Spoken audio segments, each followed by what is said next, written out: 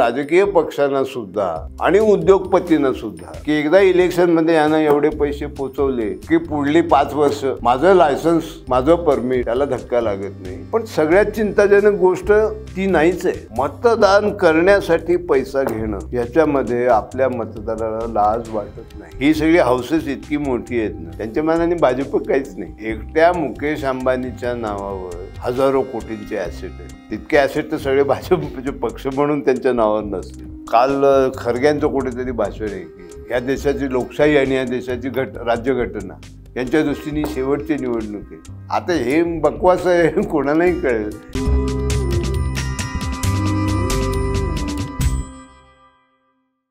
Election उद्योगपतींच्या पैशावर होऊ नये। काही लोकांनी प्रयोग केले की एक मत आणि काय 100 रुपये, एक मत 1 रुपया, पण ते सस्टेनेबल दिसत नाहीत।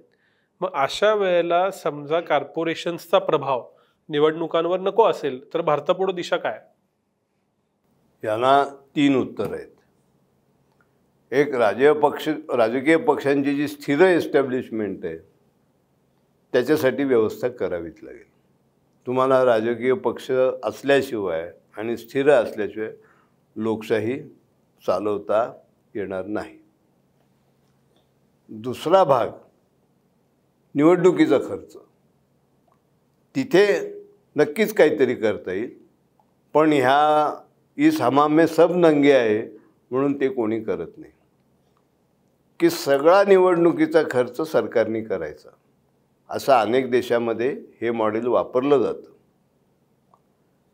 पण आपल्याकडे ते अजिबात कोणी त्याच्याबद्दल बोलत नाही। कारण राजकीय पक्षांना सुद्धा आणि उद्योगपतींना सुद्धा की एकदा इलेक्शनमध्ये यानं एवढे पैसे पोचवले की पुढली 5 वर्ष माझं लायसन्स माझं परमिट त्याला धक्का लागत नाही। हा सरळ उद्योगपतींच्या दृष्टीने सौदा होता, सरळ व्यापाऱ्यांच्या दृष्टीने सौदा होता। आणि आता लायसन्स परमिट नसलं तरी 2 गोष्टी, एक माझ्या मागे ईडी लागणार नाही आणि दुसरं माझी आत्ताची जी धंद्याची कॅपॅसिटी आहे त्याच्यावर काही परिणाम होणार नाही। माझं मार्केट सांभाळायला मी मोकळा राहील। त्यामुळे इलेक्शनचा खर्च सरकारने करावा आणि त्या पक्षाला निवडणूक प्रचारासाठी जी काही सुविधा लागतात त्या पुरवाव्यात, असं करता येईल। आणि ते सगळ्यात जास्त चांगला उपाय तो आहे। पण त्याच्यामध्ये सुद्धा तो अगदी भ्रष्टाचार होणारच नाही असं नाही आहे, पण तरीसुद्धा बऱ्याच प्रमाणामध्ये हा जो सगळा अनावश्यक खर्च असतो तो कमी होईल।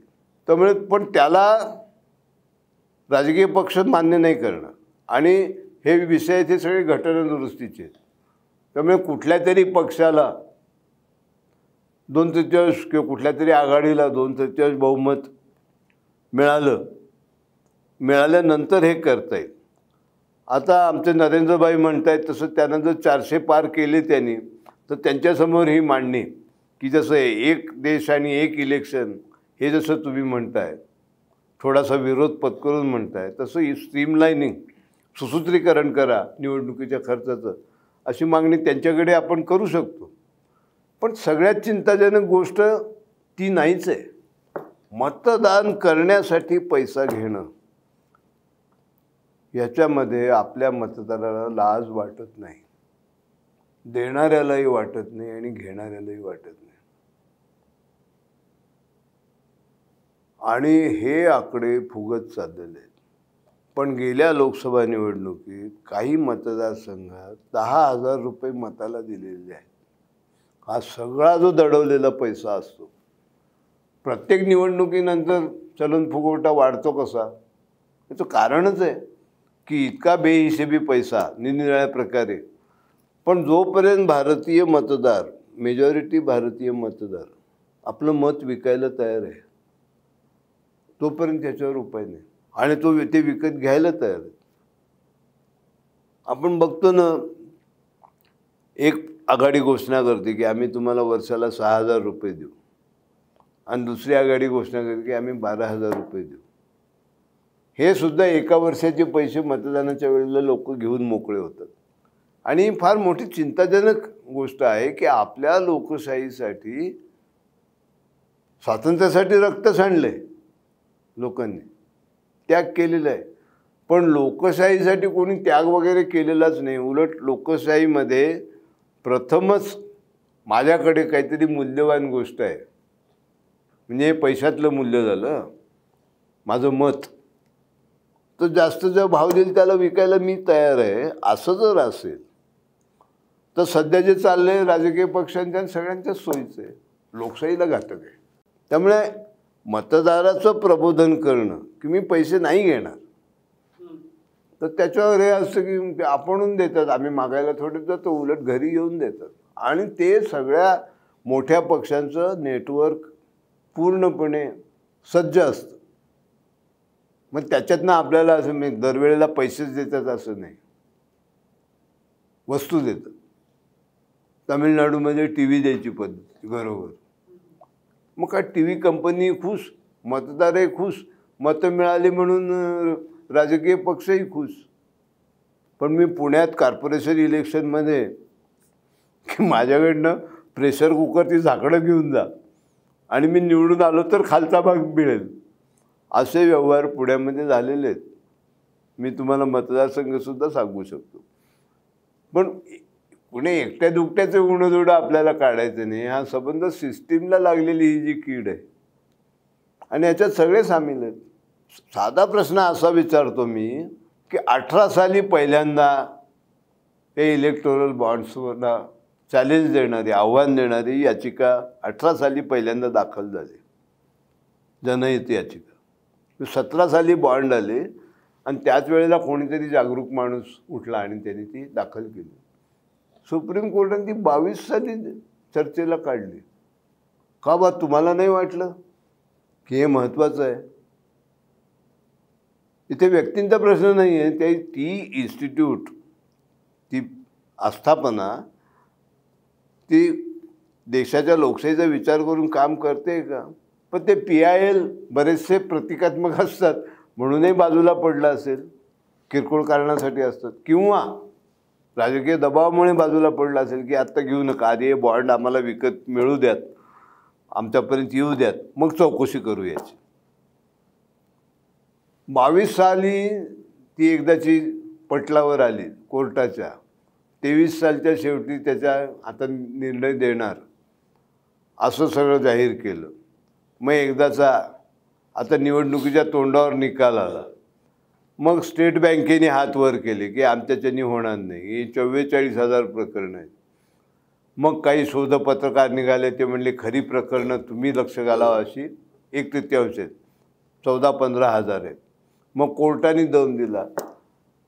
हे सगळं अनवधानाने घडतंय असं मला वाटत नाही. तुम्ही जो उल्लेख केला अपस्टार्ट किंवा स्टार्टअप, असं पण झालंय का की पूर्वी साधेपणा, कमी गोष्टीत राहणं, फ्लॉन्ट न करणं, ह्या सगळ्याला इथिकल रिस्पेक्ट होता.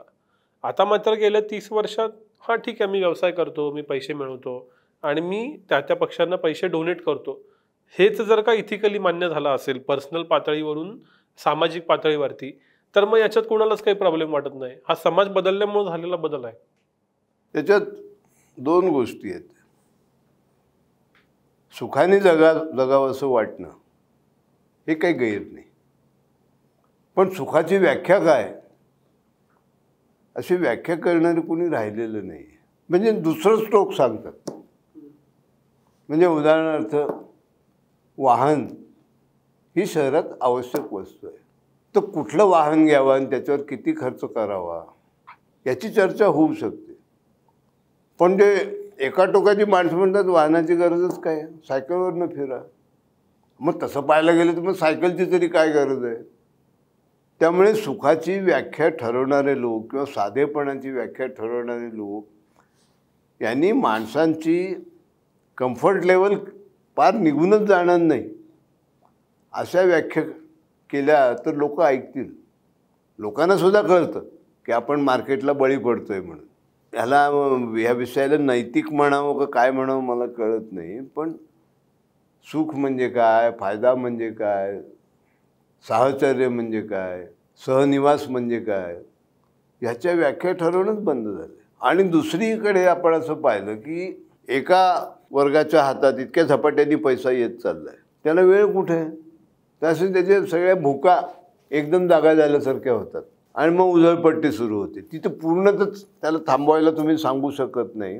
तर प्रत्येकाला एकूण सामाजिक विचार करून नेमकं कम्फर्ट म्हणजे काय याची व्याख्या किंवा याचं एक सर्वसाधारण स्वरूप समजावून सांगणारी यंत्रणा आपल्याकडे अजून नाही आहे. आणि आर्थिक विषमता इतकी आहे ना की त्यामुळे प्रत्येकाला वरच्या थरामध्ये जायची धडपड आहे.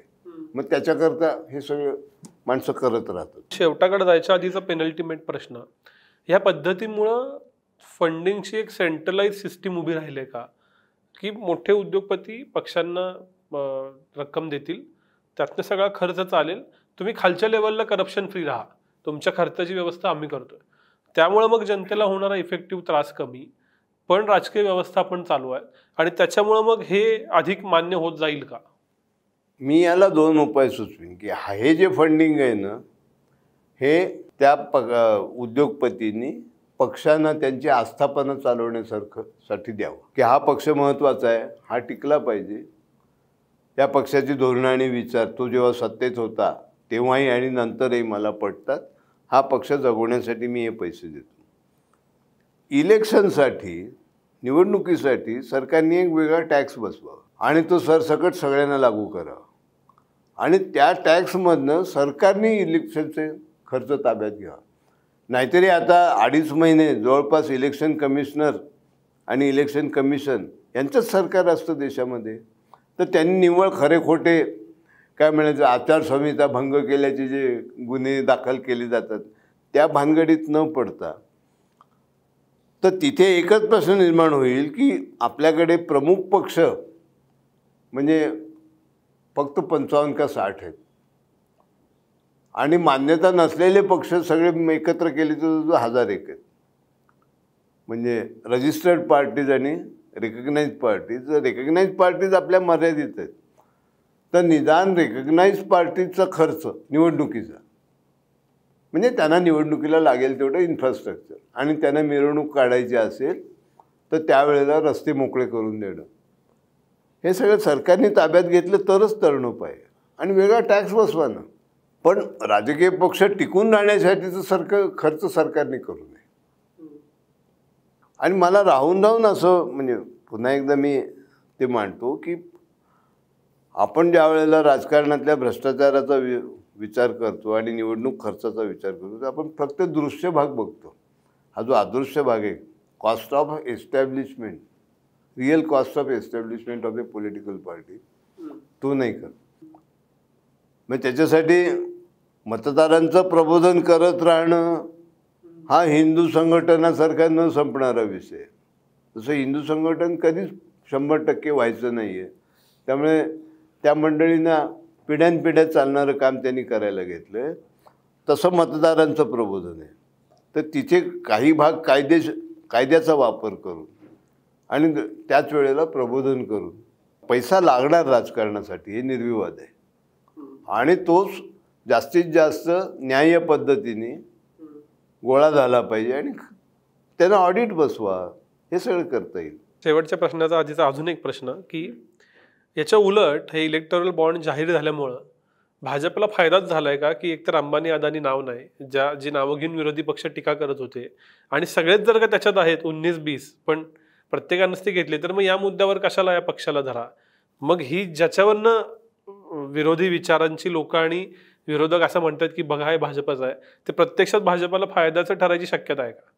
मला फायदा झाला आहे असं नाही वाटत, कारण ही सगळी हाऊसेस इतकी मोठी आहेत ना, त्यांच्या मनाने भाजप काहीच नाही. एकट्या मुकेश अंबानीच्या नावावर काहीतरी हजारो कोटींचे ॲसेट आहेत. तितके ॲसेट तर सगळे भाजपचे पक्ष म्हणून त्यांच्या नावावर नसतील. हे काँग्रेस असते तर हा फायदा त्यांचा झाला असता.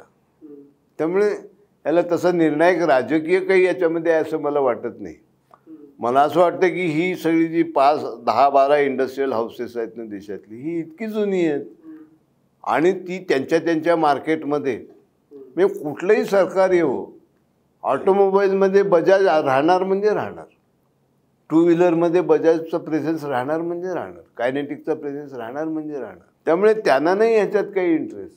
म्हणजे त्यांना कुठल्याच सरकारची फार मर्जी सांभाळायची गरज नाही, कारण त्यांचं त्यांच्या ग्राहकाशी थेट नातं आहे. कुठलंही सरकार येऊ त्यांची प्रॉडक्ट्स चालू राहणार आहेत, विकली जाणार आहेत. उलटं आहे. आणि जे आपल्याला अतिप्रगत देशात सुद्धा बघायला मिळतं. अमेरिकेचा राष्ट्राध्यक्ष कोण होणार हे अमेरिकेतले अर्थव्यवस्थेतले तज्ज्ञ नाही लीडर्स ठरवत असतात. आणि म्हणून एखादा केनेडींच्यासारखा आपल्याला नको झाला तर त्याला ते उडवू सुद्धा शकतात. तर इतक्याही टोकाला भारतामध्ये आपल्याला जायची गरज नाही. परंतु यांना नाही कोणी हलवू शकत. एक 10-12 तरी समूह असे निघतील. शेवटचा प्रश्न, खरं तर अजून खूप वेळ आहे. तुम्ही उल्लेख केलात इलेक्शनच एवढी प्रोलॉंग झाल्यामुळे सगळ्या पक्षांपुढचा प्रश्न की एवढे दिवस रिसोर्सेस कुठनं आणायचे आणि खर्च कसा चालवायचा. टू फार ॲज ऑफ नाऊ, पण तरी सुद्धा 2024ला आत्ता काय दिसतं, काय घडेल असं वाटतं? त्याच्याबद्दल काय म्हणायचं, मतमतांतर निर्माण केली जात आहेत असं मला वाटतं. म्हणजे उदाहरणार्थ कालच लोकसत्तेला त्यांच्या संपादकाचा मोठा लेख आहे की भाजपकडे आत्मविश्वास आहे पण त्यांना भीती वाटते, धास्ती वाटते. हे नेहमीच चालू असतं. म्हणजे मला असं वाटत होतं की जोपर्यंत एक पंतप्रधान म्हणून एक व्यक्ती भाजप विरोधक प्रोजेक्ट करू शकत नाही, आता निदान व्हिज्युअली डोळ्याला दिसायला तरी आपल्या कोल्हापुरी भाषेत ज्याला जोड पैलवान म्हणतात तसा नरेंद्र मोदींना जोड पैलवान राहुल गांधी असू शकत नाही, शरद पवार असू शकत नाही, पण मल्लिकार्जुन खरगे असू शकतात. परंतु इकडे पूर्णपणे जय्यत निवडणुकीची तयारी आहे.